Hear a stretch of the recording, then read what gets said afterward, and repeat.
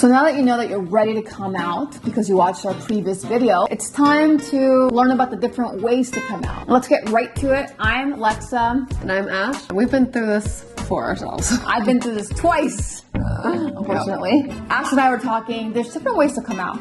The normal way, traditional way, is doing it in person. You can sit your parents down together or individually. Yeah. I have also heard of a lot of different people writing a letter if they feel like they can't fully get all their thoughts out in one go or in person, or maybe you're just so nervous to talk to them and don't know how to say everything. I thought about making a video and just getting all my points out, like writing it all and then putting it in video format so it felt more personal and sending it to them. I ultimately decided that it was more powerful to speak to them in person. However, I think there can also be some value in allowing them some time to digest everything before they come and talk to you. So I don't think there's really a right or wrong way. Even if you live far away from them, I would probably try to be like in town or close by then to be able to talk to them in person after giving them the letter or the video or whatever. For me, the reason why I prefer in person is because things can be mistranslated through a letter or through text, and I just don't want to risk that when it comes to such a sensitive conversation or topic. But I was gonna say, you've had experiences like that. Yeah. Now there's other things to think about. It's time to think about, how do you make the first move? How do you flirt? How do you actually do things in the bedroom? Yeah, once you already have flirted, how do you back that up? What do you do next? That's something I really was so nervous about when I first started dating women. I had no idea where to start. I was so nervous to actually get with the girl because I didn't feel like I knew what I was doing. So thankfully, Ash and I have something called Patreon. We created it with this purpose. It's a taboo topic, and also it's difficult to really talk about it on YouTube and other platforms where you get censored. But because of that, we have moved everything over to Patreon, and you can learn everything you need to know. Come join our community. And let's get back to the YouTube video. So once you've decided how you're actually going to go about it, now what do you say? Everybody wants a script on what to say. And Ash and I are going to give you certain dialogues that we have said, would say, should have said, whatever you want to call it. But, huge but right here, nothing beats when you speak coming out of your heart. I don't encourage you to read a script and use this video as a guide. Everybody's relationship with their parents are different. Your dynamics are different, and your personal coming out journey and who you are is different. So it's gonna look different when you're saying it. That being said, here's some things that we would recommend. So Lexa's strategy.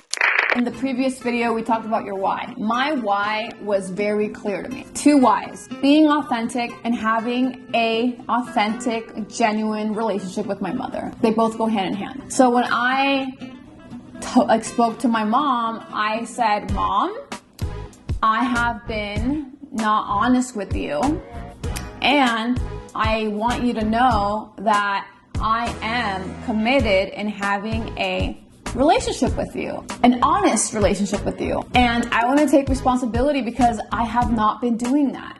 What I've realized is that I've only been telling you things that I think you will approve of. But when it comes to things that I think that you may not like or not approve of, I don't share them with you. And that's not me being a committed, authentic relationship with my mother. That's so intriguing, I would say. Yeah. People are like, what? I'm like tell me. Holding it before.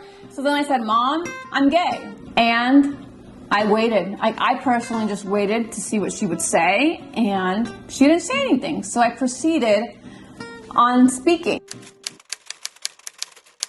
So it's funny because when you're saying that, I'm kind of like, oh, that's kind of intense because you're really building it up. Yeah. But at the same time, I kind of did the same thing. One thing that I really recommend doing that worked for me, so basically I'd been living out of state from my family for years.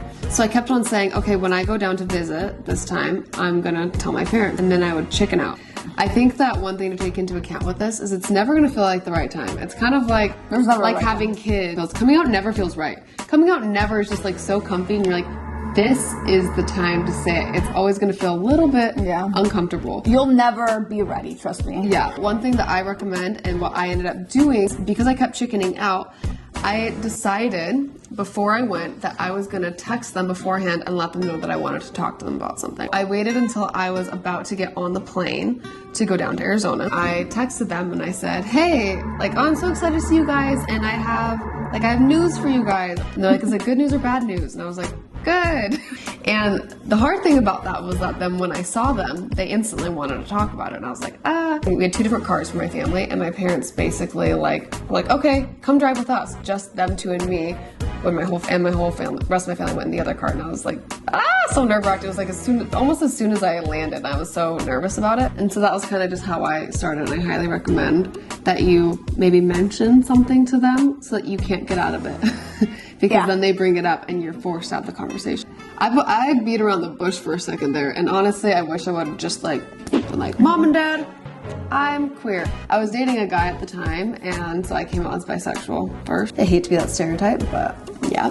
And so I just told them, like, I just want to tell you that, like, I think I said I like girls or something like that. And then my dad asked me if I was dating a girl as well, and I said, no, that's very 2019 of you, Dad. But I think it is good probably to be prepared in case they don't ask you questions. Like your mom didn't even respond. No, can't remember that well. It's on my video. I go into details. All I know is that she said something that will forever live with me. What she said was that I've waited 10 years for you to talk about this, and you want to talk about it right now on Grandma's garage? Because we had just pulled up to my grandma's house. So that conversation proceeded on a different day. Okay. Back to the topic of this video, things that I would advise, and it sounds like Ash is also advising, is that, like, get straight to the freaking point. Don't beat around the bush. If you have to clean things up, clean them up like I did. I just didn't feel good, being like this liar and hiding this whole part of my life, and I just needed to say that and own up to it. That's just something that I wanted to do. You don't have to do that, but for me it just felt inauthentic, pretending like I haven't been inauthentic and then trying to be authentic on top of it. Yeah, I really like the idea and the sentiment of saying, I want to be authentic with you and I want to have a real authentic relationship with you. And so in order to do that, I need to be fully authentic with you. Most parents are going to want you to be real and honest with them and feel like you guys could be close. But yeah, just a reminder in this process to not be attached to an outcome and to be prepared for a lot of different kinds of reactions and to allow your parents the space to have whatever reaction they have and not make it mean anything about yourself. And most likely they'll probably need a lot of time to digest it, even if you need to finish the conversation later or just bring it back up or have them come back to you. It takes a second to digest, so be prepared for that.